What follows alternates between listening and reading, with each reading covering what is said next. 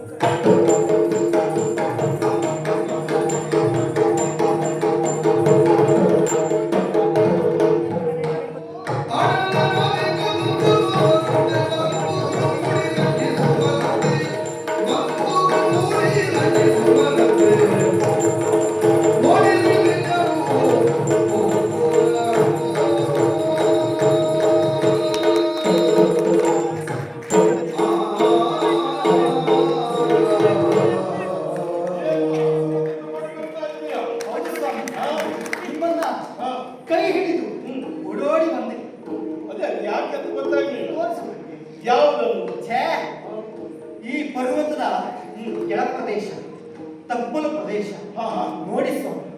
ಏನು ವಿಶೇಷ? ಒಂದಿಷ್ಟು ಬ್ರಾಹ್ಮಣರು ಕಾಣುವುದು ನಿಮಗೆ ಅಲ್ಲ ಎಲ್ಲ ಬ್ರಾಹ್ಮಣರೇ. ಎಲ್ಲರೂ ಬ್ರಾಹ್ಮಣರೇ. ಎಲ್ಲರೂ ಬ್ರಾಹ್ಮಣರೇ. ಹಾ, ಹಾ. ಈ ಬ್ರಾಹ್ಮಣರೆಲ್ಲ ಹಾ. ಕುಟುಂಬ ಪರಿವಾರ ಸಮೇತರಾಗಿ ಸಾಗುತ್ತಾ ಇದ್ದಾರೆ. ಬಹುಶಃ ಎಲ್ಲಿಯೋ ಒಂದು ಉತ್ಸವ ಇರಬೇಕು. ಹೌದು ಸ್ವಾಮಿ. ಯಾವ ಉತ್ಸವ ಏನೋ. ಯಾವಾಗಲೂ ಗಿರಿ ಏರಿ ಬರುವುದು ನಿಮ್ಮ ದರ್ಶನಕ್ಕೆ. ಹಾ. ನಾನು ಇವತ್ತು ಹಾಗಲ್ಲ. ಗಿರಿ ಏರ್ತಾ ಇಲ್ಲ, ಮುಂದೆ ಸಾಗ್ತಾ ಇದ್ದಾರೆ ಅವರೆಲ್ಲ. ಓ, ಗಿರಿಕೆ ಮುಂದೆ ನನಗೆ ಗೊತ್ತುಂಟು. ಬ್ರಾಹ್ಮಣರು ಇಷ್ಟೆಲ್ಲ ಜನ ಹೊರಟು ಬಂದಾಗ ಎಲ್ಲ ಬೆಂಕಿ ಬಿದ್ದಿದೆ ಎನ್ನುವುದೇ ಅರ್ಥ ಅಲ್ಲ. ಬೆಂಕಿ ಬಿದ್ದದ್ದು ನುಗ್ಲಿಕ್ಕೆ ಹೋಗುವವರಲ್ಲ ಅವರು. ಹಾ. ಆಗ್ಲಿಕ್ಕೆ ಹೋಗುವುದು ಅಂದ್ರೆ ಹೌದಾ? ವಲ್ಲಭ ಎಲ್ಲೆಲ್ಲಿಗೂ ಎಲ್ಲ ಹೋಗ್ತಾ ಇರುವಂತದ್ದು ಪ್ರಾಚೀನ ಹೀಗೆ. ಹೋಗ್ಲಿ ಬಿಡು, ಅವರೆಲ್ಲ ಅಲ್ಲಿ ಹೋಗ್ತಾ ಇದ್ದಾರೆ. ಹಾ. ನೀನ್ ಇಲ್ಲಿಗೆ ಯಾಕೆ ಮಾಡಿ ಬಂದೆ ಅಂತ. ವಲ್ಲಭ ಅದಕ್ಕೆ ಕಾರಣ ಉಂಟು. ಕೇಳಿದೈರಿ ಸದೆಲ್ಲ ಮನವಲ್ಲಿ ಹೋಗದೆ ಕೇಳಿ ಸೈರಿ ಸದೆಲ್ಲ ಮನವಲ್ಲಿ ಹೋಗದೆ ಮನವಲ್ಲಿ ಹೋಗದೆ ಏಳಿ ನೀರಿರುವುದಿರಲಿ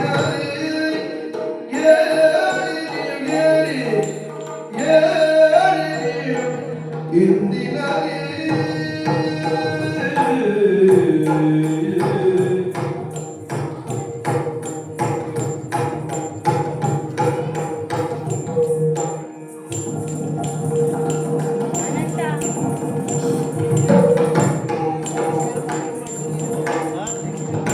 ಲೀಲೆಯಿಂದ ಕಿಣ ವೈಭವಗಳ ನೋಡಿತು ಲೀಲೆಯಿಂದ ಕಿಣ ವೈಭವಗಳ ನೋಡಿತು ನಾಳೆ ಬರುವುದಿಲ್ಲಿಗೆ ನಾಳೆ ಬರುವುದಿಲ್ಲಿಗೆ ನಾಳೆ ಬರುವುದಿಲ್ಲಿಗೆ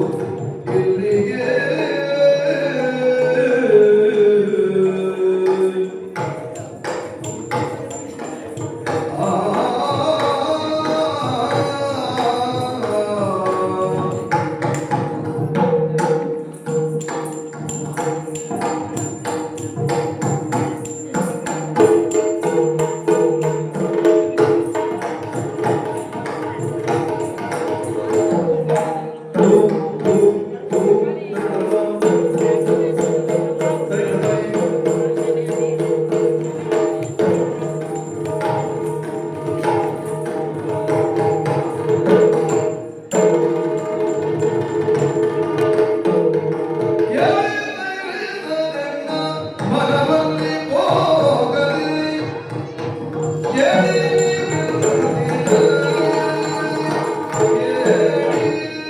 ಅವರೆಲ್ಲರೂ ಹೋಗ್ತಾ ಇದ್ದಾರೆ. ನೀವು ಯಾಕೆ ಇಲ್ಲಿಗೆ ಅಂತ? ಕುಣಿಯುವಂತದ್ದೇ ಸನ್ನಿವೇಶ ಸ್ವಾಮಿ. ಯಾಕೆ? ಅಲ್ಲಿ ನಮ್ಮ ಅಪ್ಪ ಯಾಕೆ ಮಾಡ್ತಾ ಇರುವಂತದ್ದು?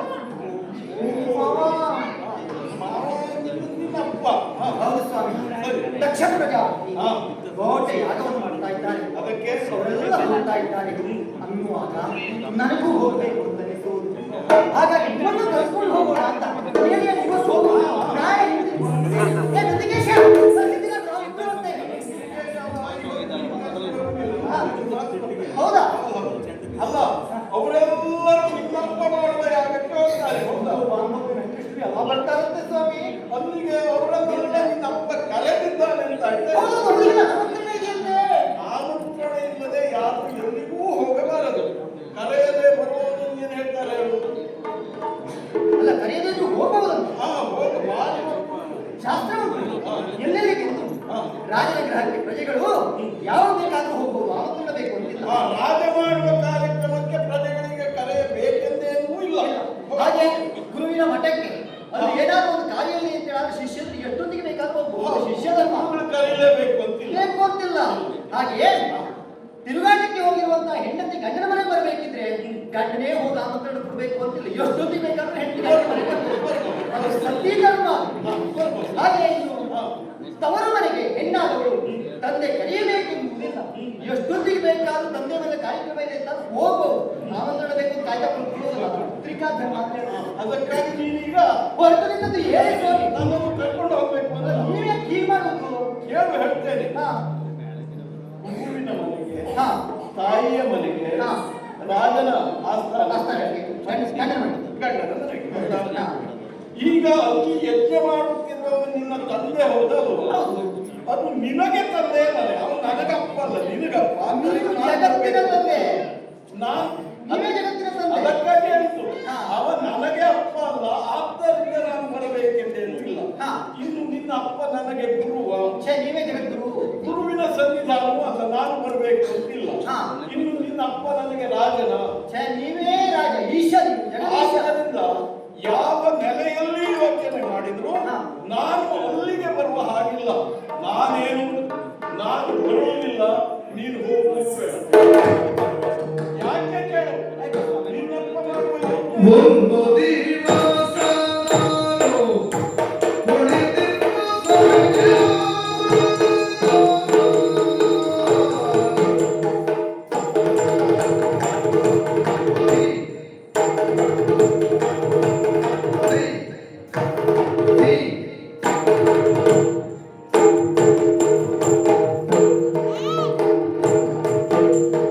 ಒಂದು ದಿವಸ ನಾನು ಕುಳಿತಿರುವ ಮನೆಗೆ, ಕುಳಿತಿರುವ ಮನೆಗೆ, ಒಂದು ದಿವಸ ನಾನು ಕುಳಿತಿರುವ ಮನೆಗೆ, ಬಂದನು ದಕ್ಷ, ಬಂದನು ದಕ್ಷ, ಬಂದನು ದಕ್ಷನ ಕೇಳದ ಬಗೆಗೆ, ಬಂದನು ದಕ್ಷನ ಕೇಳದ ಬಗೆಗೆ.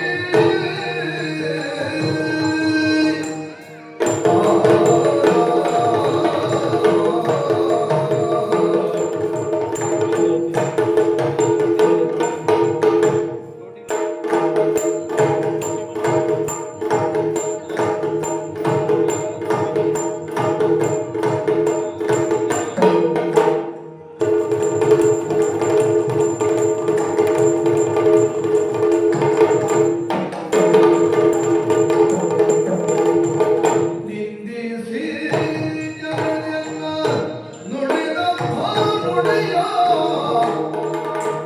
ನಿಂದಿಸಿ ಜನರನ್ನ ನುಡಿದಂತ ನುಡಿಯ, ಎಂದೆಂದಿಗಲೂ ನಾ ಮರೆಯದೆ ಮನೆಯ, ಎಂದೆಂದಿಗಲೂ ನಾ ಮರೆಯದೆ ಮನೆಯ.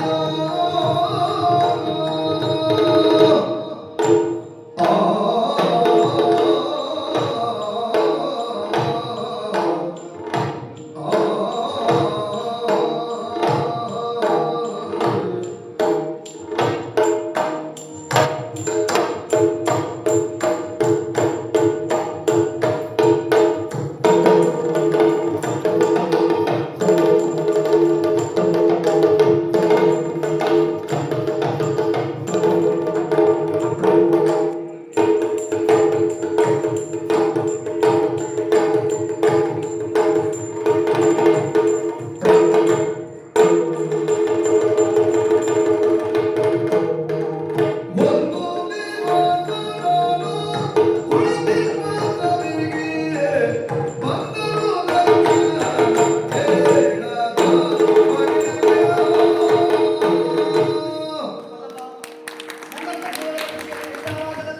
ನೀವೇ ಯಾಕೆ ಸ್ವರವನ್ನು ಬದಲು ಮಾಡ್ತಾ ಇದ್ದೀರಿ? ಹೌದು. ಮುಖ ಗಂಟಿಕ್ತಾ ಇದ್ದೀರಿ. ಏನಾದ್ರೂ ಘಟನೆ ನಡೆದಿದೆಯೇ? ಭಾವ ಬದಲಾಗುತ್ತದೆ, ಹೌದು. ಸ್ವರ ಬದಲಾಗುತ್ತದೆ. ಹಾ. ಕಾರಣ ಮತ್ತೇನಲ್ಲ, ಹಾ. ಕಾರಣ ತಿಳಿದ್ರೆ ಹಾ. ನಿನಗೂ ಹಾಗೆ ಆಗಬಹುದು. ಓಹೋ. ಹೇಳಿದಲ್ಲ, ಹಾ. ತನ್ನ ಅಪ್ಪ ದಕ್ಷ ಪ್ರಜಾಪತಿ ಯಜ್ಞವನ್ನು ಮಾಡ್ತಾ ಇದ್ದಾನೆ, ಹೌದು. ಬ್ರಾಹ್ಮಣರು ಹೋಗ್ತಾ ಇದ್ದಾರೆ, ಹಾ. ಆದ್ದರಿಂದ ನಾನು ಅಲ್ಲಿಗೆ ಹೋಗಬೇಕು ಎಂದು. ಹೋಗ್ಬೇಕು. ಪ್ರಿಯೆ, ಹಾ. ನಿನ್ನ ಅಪ್ಪ ಹಾ. ಯಜ್ಞ ಮಾಡುವಲ್ಲಿ ಹಾ. ಉದ್ದೇಶ ಏನೆನ್ನುವುದನ್ನು ತಿಳಿದಿದ್ದೀಯಾ? ಗೊತ್ತಿಲ್ಲ. ಯಾವುದೋ ಲೋಕ ಕಲ್ಯಾಣಾರ್ಥವಾಗಿ ಹಾ. ಅದನ್ನು ಮಾಡುವ ಯಜ್ಞವನ್ನು ಹಾ. ಅಲ್ಲವೇ ಅಲ್ಲ ಪ್ರಿಯೆ. ಹಾಗೆ ಯಜ್ಞವನ್ನು ನಿನ್ನ ಅಪ್ಪ ಮಾಡುವಲ್ಲಿ ಮುಂದಾಗುವಾಗ ಹಾ. ಪ್ರಬಲವಾದ ಉದ್ದೇಶ ಇದೆ, ಕಾರಣ ಇದೆ. ಹಾ. ಏನು ಗೊತ್ತಾ? ಏನು ಸ್ವಾಮಿ? ಅದು ಇಂದಿನದ್ದಲ್ಲ, ಹಾ. ಮೊನ್ನೆ ನಡೆದಂತಹ ವಿಷಯ. ಹಾ. ದೇವೇಂದ್ರವನ್ನು ನನ್ನನ್ನು ಕೇಳಿಕೊಂಡು ಹಾ. ಜ್ಞಾನ ಸತ್ರವನ್ನು ಏರ್ಪಡಿಸಿದ್ದೇನೆ. ಹಾ. ಆ ಜ್ಞಾನ ಸತ್ರಕ್ಕೆ ಹಾ, ಅಧ್ಯಕ್ಷರಾಗಿ ಬರಬೇಕು ಎಂದು ತ್ರಿವೇಣಿ ಸಂಗಮದಲ್ಲಿ ನನ್ನಲ್ಲಿ ಕೇಳಿಕೊಂಡು ನೀವು ಹೋಗುವಾಗ ಹೇಳೋಗಿದ್ದೀರಿ. ಹೌದು, ಅದಕ್ಕೆ ಒಪ್ಪಿ ಹಾ, ನಾನು ಅಲ್ಲಿಗೆ ಹೋಗಿ ಹಾ, ಆ ಕಾರ್ಯಕ್ರಮವನ್ನು ಸಾಂಗವಾಗಿ ಸಾಗಿಸಿ ಬಂದಿದ್ದೇನೆ. ಹಾ. ಅಷ್ಟರೊಳಗೆ ಆದ ವಿಷಯ ಏನು ಗೊತ್ತಾ? ಏನಾಯ್ತು? ಜ್ಞಾನಿಗಳೆಲ್ಲ ಬಂದು ಸೇರಿದ್ದಾರೆ, ಹಾ, ಮನು ಮುನಿಗಳೆಲ್ಲರೂ ಬಂದು ಸೇರಿದ್ದಾರೆ. ಹಾ, ಕಾರ್ಯಕ್ರಮ ಪ್ರಾರಂಭ ಆಗಿದೆ. ಹಾ. ಅಷ್ಟೊತ್ತಿಗೆ ನನ್ನ ಅಪ್ಪ ಸ್ವಲ್ಪ ಬರುವುದೇ ಹಾಗೆ. ಹೌದು, ಗೊತ್ತಿಲ್ಲ ಎಷ್ಟೊತ್ತಿಗಾದ್ರೂ ಬರ್ತಾನೆ. ಅವ್ನಿಗೆ ಗೊತ್ತಲ್ಲ, ಯಾವುದೂ ಗೊತ್ತಿಲ್ಲ ಅವನಿಗೆ. ಹಾ, ಬಂದವ ಏನು ಮಾಡಿದ ಕೇಳು. ಹಾ, ಏನ್ ಮಾಡ್ದ? ಅವ ಬಂದ ತಕ್ಷಣ ಹಾ, ಕೆಲವಷ್ಟು ಜನ ಎದ್ದು ನಿಂತು ಅವನಿಗೆ ಕೈ ಮುಗಿದರು. ಹಾ, ಹಲವರು ಏಳಲಿಲ್ಲ. ಹಾ, ಏಳದೇ ಇದ್ದವರಲ್ಲಿ ಪ್ರಧಾನವಾಗಿ ನಾನು ಒಬ್ಬ. ಹಾ, ಹಾ, ಅಧ್ಯಕ್ಷರ ಪೀಠದಲ್ಲಿ ಕುಳಿತಿರುವಂತಹ ನಾನು ಹಾ, ದಕ್ಷನನ್ನು ಕಂಡ ತಕ್ಷಣ ಎದ್ದು ಎರಗಲಿಲ್ಲ ಹಾ. ಎಂಬ ಕಾರಣಕ್ಕೆ ಕ್ರೋಧಗೊಂಡ ನಿನ್ನಪ್ಪ. ಓಹೋ. ತಾನು ಬಂದಾಗಲೂ ಯುವಳಿಯಳೆಲ್ಲ ನೋಡಿ ಹಾಕುತ್ತಿದ್ದಾನೆ ಎಂದು ಹಾ, ಬಾಯಿಗೆ ಬಂದ ಹಾಗೆ ಬೈದಿದ್ದಾನೆ. ನಮ್ಮಪ್ಪನ? ಹೌದೌದೌದು, ಹಾ, ನನ್ನನ್ನು ನಿಂದಿಸಿದ್ದಾನೆ. ಹಾ, ಹಾ, ನನ್ನ ಕೊರಳಿಗೆ ಇರುವುದು ಹಾವಂತೆ, ಹಾ, ಆವರಣ ಮತ್ಯಾವುದೂ ಇಲ್ಲ, ಕೊರಳಿಗೆ ಹಾವು ಇವನಿಗಿರುವುದು, ಹಾ, ಸ್ನಾನವೂ ಇಲ್ಲ, ಹಾ. ತಲೆ ಮೇಲೆ ಗಂಗೆ ಇದ್ದದ್ದೊಬ್ಬ ಇವನಿ ಸ್ನಾನ ಇಲ್ಲ, ಹ್ಮ್. ಚರ್ಮವನ್ನು ಸುತ್ತಿಕೊಳ್ಳುವವ, ಹಾ. ಸ್ಮಶಾನದಲ್ಲಿ ಉಳಿಯುವವ, ಹಾ, ಭೂತ ಪ್ರೇತಾದಿ ಗಣಗಳನ್ನು ಕೂಡಿಕೊಂಡು ತಾಂಡವ ಆಡುವವ ಹಾ, ಹಾ, ಹಾ. ಎಂಬಿತ್ಯಾದಿಯಾಗಿ ಹಾ. ಇಂಥವನನ್ನು ಪೂಜಿಸುವವರು ಯಾರು ಲೋಕದಲ್ಲಿ? ಹಾ, ಮೂಗಿನ ತನಕ ಮದ್ಯಪಾನವನ್ನು ಮಾಡಿ ಹಾ, ಮಾಂಸವನ್ನು ತಿನ್ನುವವರು, ಹಾ. ಅಂಥವರು ಮಾತ್ರ ಇವನನ್ನು ದೇವ ಎಂದು ಒಪ್ಪುತ್ತಾರೆ. ಇವ ನಮಗೆ ದೇವ ಅಲ್ಲ, ಇವ ನನಗೆ ಕೈ ಮುಗಿಲಿಲ್ಲ, ಇವ ನನಗೆ ಗೌರವ ಕೊಡಲಿಲ್ಲ. ಬಾಯಿಗೆ ಬಂದ ಹಾಗೆ ಕೂಡ್ತಾ ಹೋದ. ಹೊರಟಾಗ ಯಾರು ಹಾಯ್ ಸ್ವಾಮಿ ನೀವು ಹೋಗಬೇಡಿ ಕೂತ್ಕೊಳ್ಳಿ ಅಂತ ಒಪ್ಪಬೇಕಿಲ್ಲ, ಹಾ. ಮರ್ಯಾದೆಗೆ ಸಾಕಾಗುವ ಹಾಗೆ ಮದ್ಯಪಾನ ಮತ್ತರಾಗಿ ಹಾ. ಹೆಂಡವನ್ನು ಕುಡಿದು ಖಂಡವನ್ನು ತಿನ್ನುವಂತಹ ಮಾಂಸಾಹಾರಿಗಳಾಗಿರುವಂತಹ ಹಾ. ಪಾಷಂಡಿಗಳಾಗಿರುವಂತಹ ಹಾ. ಆ ದಾನವರಿಗೂ ದೈತ್ಯನಿಗಾದರೂ ನಾನು ದೇವರು ಎಂದು ಗೊತ್ತಾಗ್ತದೆ. ಕುಡಿದೆ ಹೋಗಿ ಇವನಿಗೆ ಗೊತ್ತಾಗುವುದಿಲ್ಲ, ಹುಡುಕರಿಗೆ ಗೊತ್ತಾಗುವಷ್ಟು ಇವನಿಗೆ ಆಗುವುದಿಲ್ಲ. ಅಂಥವನಿನ್ನಪ್ಪ. ಹಾ. ಹಾಗೆ ಅಲ್ಲಿಂದ ಹೊರಟವ ಹಾ. ತುಂಬಿದ ಸಭೆಯಲ್ಲಿ ತನಗೆ ಅಪಮಾನ ಆಗಿದೆ, ಹಾ. ಅಪಮಾನ ಪರಿಮಾರ್ಜನೆ ಮಾಡಿಕೊಳ್ಳಬೇಕು ಅಂತ ಅಭಿಯತ್ನವನ್ನು ಮಾಡ್ತೇನೆ. ಹಾ. ಶಿವನನ್ನು ಕರೆಯುವುದಿಲ್ಲ. ಹಾ. ಎಲ್ಲರಿಗೂ ಅಧ್ಯಕ್ಷರು ಪೀಠ ಬೆಳೆಕೊಂಡು ಹಾ. ಅವನಿಗೂ ಒಳಗೊಳಗೆ ನಾನು ಅಧ್ಯಕ್ಷ ಆಗಬೇಕು ಎಂದು. ಹಾ. ಅಧ್ಯಕ್ಷರ ಸ್ಥಾನ ಅಷ್ಟು ಸುಲಭ ಅಲ್ಲ.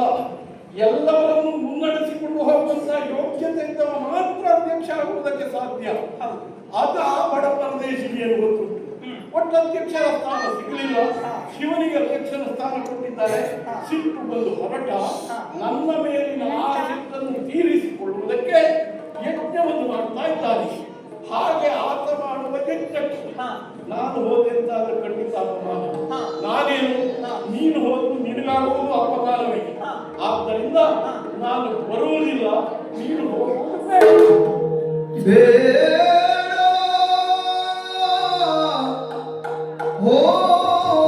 ಹೋಗದಿರೆಂಬ ವಚನವ ಆಡದಿರು. ಬೇಡ ಹೋಗದಿರೆಂಬ ವಚನವ ಆಡದಿರು.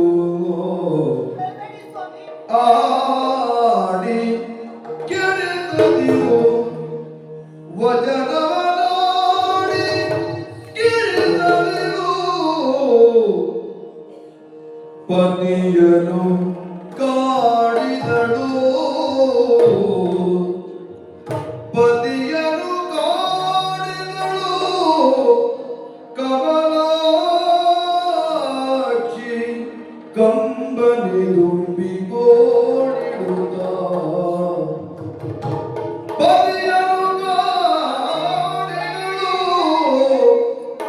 ಕಮಲಾಕ್ಷಿ ಕಂಬನಿದುಂಬಿಗೋಡಿಡುತ್ತ. ಬೇಡ ಹೋಗದಿರೆಂಬ ವಚನವನಾಡಿ ಕೆರೆದಿರು. ವಚನವನಾಡಿ ಕೆರೆದಿರು.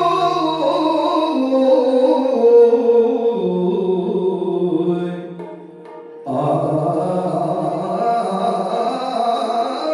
ಆ ಆ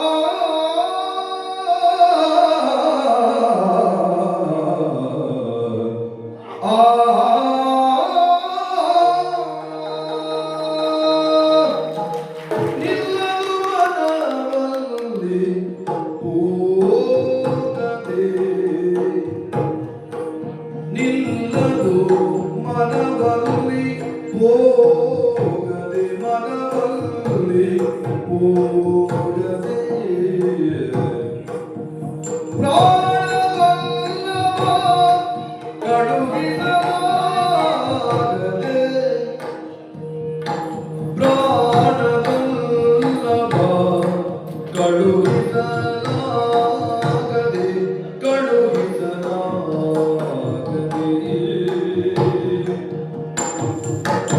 ನಿಲ್ಲದೆ ಬಗೆ ನಾಳೆಯಂದಳು ನಿಲ್ಲದೆ ಬಗೆ ನಾಳೆಯಂದಳು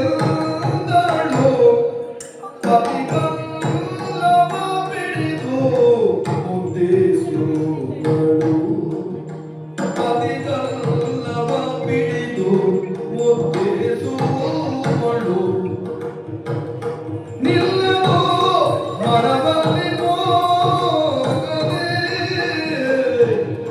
ಪ್ರಾಣವಲ್ಲವ ಕಳುಹಿಸಲಾಗದೆ ರಮಣ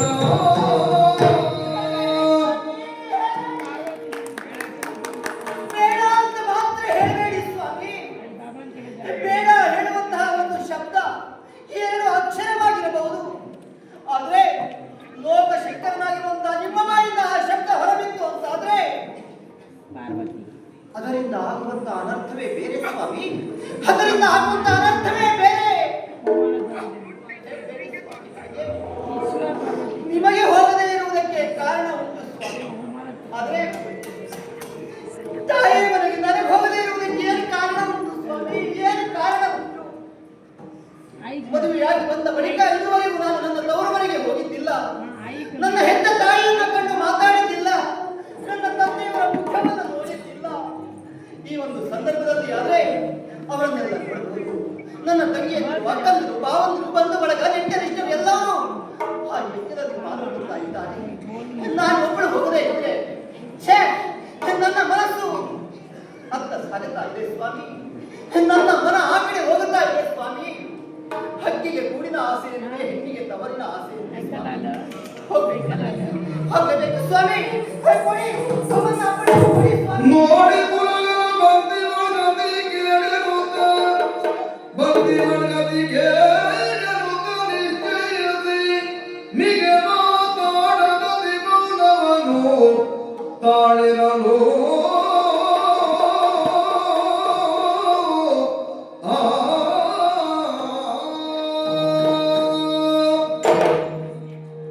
ಹಲವು ಪರಿಯಲಿ ಕಾಂತಿ ಹಲವು ಪರಿಯಲಿ ಕಾಂತಿ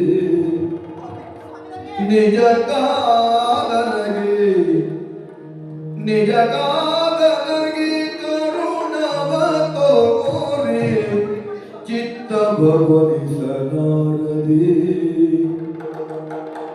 ಕರುಣವ ತೋರಿ ಚಿತ್ತ ಭವನಿಸಲಾರದೆ ಬಂಧು ದರ್ಶನ ಪಾರವಶ್ಯದಲ್ಲಿ ಬಂಧು ದರ್ಶನ ಪಾರವಶ್ಯದಲ್ಲಿ ನಿಲಯವನು ಪರಬಂಟರಂಗನೇ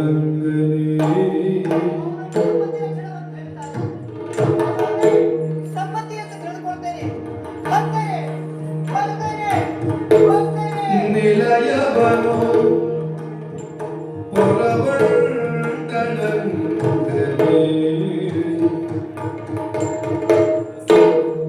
ಬಂಧು ದರ್ಶನ ಪಾರವಶ್ಯದಲ್ಲಿ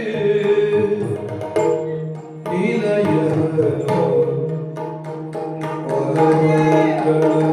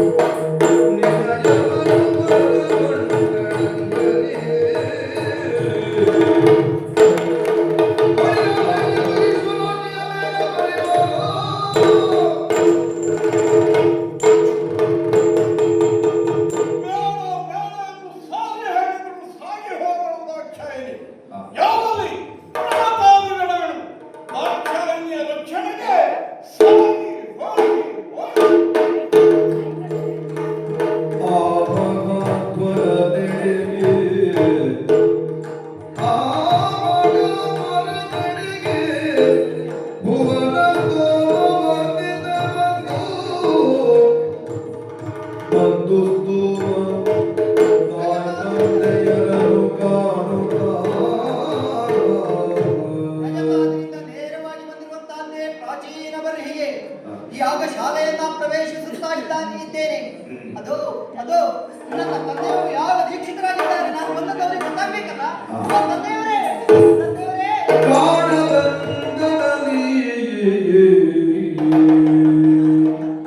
ನನ್ನನ್ನು ನೋಡಿದ್ರು ನೋಡದೆ ಇದ್ದವರು ಹಾಗೆ ಮುಖವನ್ನಾಗ್ತಾರೆ. ಯಾಗ ದೀಕ್ಷಿತರಲ್ವೇ? ಬಹುಶಃ ಹಾಗೊಂದು ನಿಯಮ ಉಂಟು ಏನೋ. ಬಂದವರಿಗೆ ಮಾತಾಡಬಾರ್ದು, ಬಂದವರನ್ನು ನೋಡ್ಬಾರ್ದು. ಓ ನನ್ನ ತಾಯಿ, ಅಮ್ಮ, ಅಮ್ಮ, ಇದು.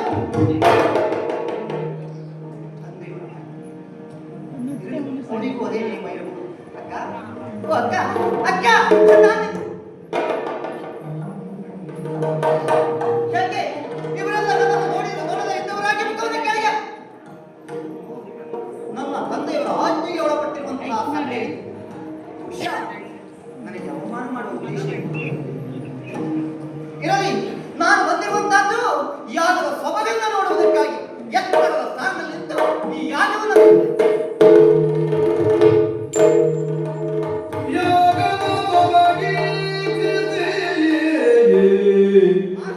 ಇಂದ್ರಾಯ ಸ್ವಾಗ ಅಗ್ನಿ ಸ್ವಾಗ ಯಮಾಯ ಸ್ವಾಗ ನಿರದೇ ಸ್ವಾಗ ವರುಣಾಯ ಸ್ವಾಹ ವಾಯುವೇ ಸ್ವಾಹ ಕುಬೇರಾಯ ಸ್ವಾಹ ಈಶಾಯ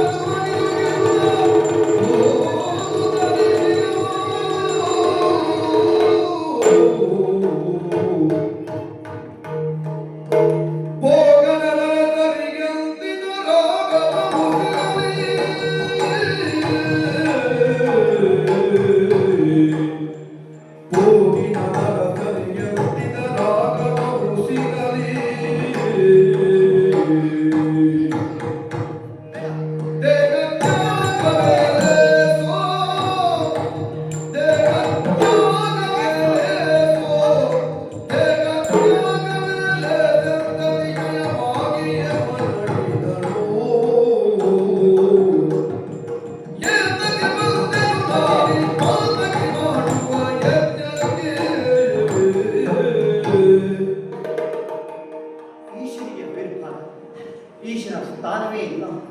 ನಿರೀಶ್ವರ ಯಾಗ ಎಲ್ಲಿಯಾದರೂ ಉಂಟೆ? ಅಷ್ಟ ದಿಕ್ಪಾಲಕರಿಗೆ ಆವಿರ್ಭಾವವನ್ನು ಕೊಡಬೇಕಾದ್ದು ಯಾಗದ ನಿಯಮ, ಲೋಕ ಕಲ್ಯಾಣಕ್ಕಾಗಿ ಮಾಡುವಂತಹ ಯಾಗ. ಆದರೆ ನನ್ನೀಶನಿಗೆ ಆವಿರ್ಭಾಗವಿಲ್ಲ, ಅರ್ಥಾತ್ ಲೋಕ ಕಂಟಕಕ್ಕಾಗಿ ತನ್ನ ಸ್ವಪ್ರತಿಷ್ಠೆಯನ್ನ ಮೆರೆಯುವುದಕ್ಕಾಗಿ ಮಾಡುತ್ತಾ ಇರುವಂತಹ ಯಾಗ. ಅರ್ಥವಾಯಿತು. ನನ್ನವರಿಗೆ ಬೇಡ ದಾಕ್ಷಾಯಿಣಿ, ಬೇಡ ಹೋಗುವುದು, ಬೇಡ ಅವಮಾನ. ಪತಿಯ ಮಾತನ್ನ ಮೀರಿ ಹೋದ್ರೆ ನನಗಾದ ಗತಿ ಯಾರು? ಹೋಗಿ ಹೇಗೆ ಹೇಳಿ ನಾನು ನನ್ನವರಿಗೆ ಇಲ್ಲಿ ಹೀಗಾಯಿತು ಅಂತ? ಇಲ್ಲ, ಅಲ್ಲಿ ಹೋಗಲಾರೆ, ಇಲ್ಲಿ ಉಳಿಯಲಾರೆ. ಹೇಗೆ ಮಾಡ್ಲಿ? ಶಿವನೇ, ಶಿವನೇ.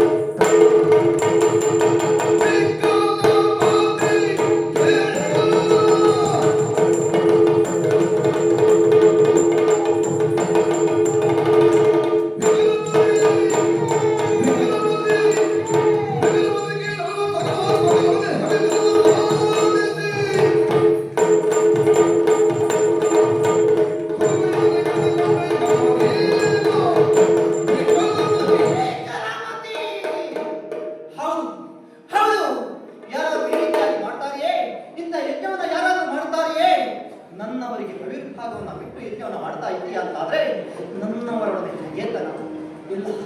ನನ್ನವರೊಡನೆ ಹಗೆತನವನ್ನು ಸಾಧಿಸಿದವರು ಯಾರೊಬ್ಬರು ಬದುಕು ಉಳಿಯಲಾರರು, ಯಾರೊಬ್ಬರು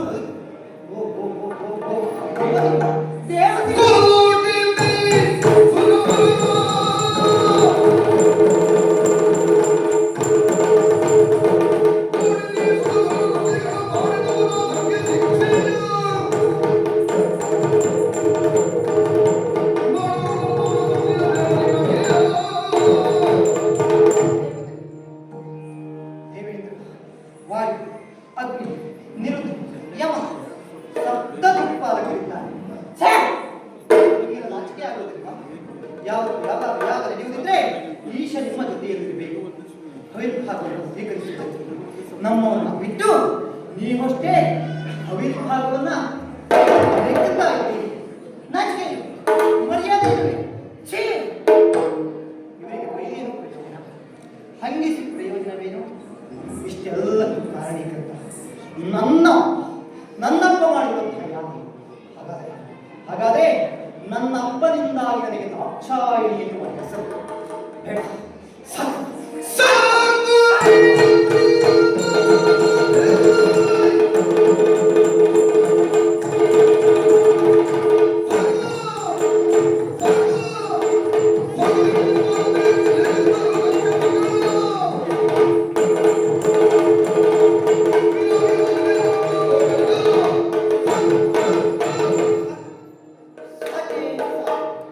ದಾಕ್ಷಾಯಿಣಿ ಎನ್ನುವ ಹೆಸರು ಬೇಡ.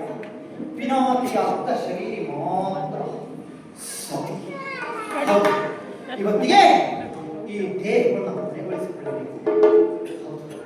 ಬೇಡ, ನನ್ನವರಿಗೆ ಮರ್ಯಾದೆ ಕೊಡದೇ ಇರುವಂತಹ ಈ ಅಗ್ನಿ, ಕುಂಡಲಲ್ಲಿ ಉಳಿಯುತ್ತಿರುವಂತಹ ಈ ಅಗ್ನಿ ನನ್ನ ದೇಹವನ್ನು ಸ್ಪರ್ಶಿಸುವುದಿಲ್ಲ. ನನ್ನಲ್ಲಿ ಯೋಗಾಗ್ನಿಯಿಂದ ನನ್ನ ದೇಹವನ್ನ ಸುಟ್ಟು ಬೂದಿ ಮಾಡಿಕೊಳ್ತೀನಿ.